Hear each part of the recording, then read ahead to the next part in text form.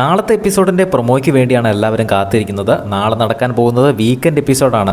ലാലേട്ടൻ വരുന്ന വീക്കെൻഡ് എപ്പിസോഡിൽ ഒരു എവിക്ഷൻ നടക്കും.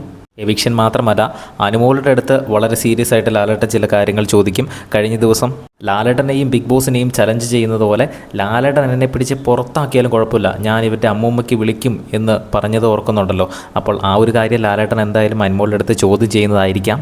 അതുപോലെ അനീഷ് അക്ബറിൻ്റെ കയ്യിൽ കയറി കടിച്ചതും അക്ബർ തിരിച്ച് അനീഷിൻ്റെ തലയ്ക്ക് അടിച്ചതും ഇതെല്ലാം ലാലേട്ടൻ ഈ ഒരു നാളത്തെ വീക്കെൻഡ് എപ്പിസോഡിൽ ചർച്ച ചെയ്യാൻ പോകുന്ന ഒരു വിഷയം തന്നെ ആയിരിക്കും.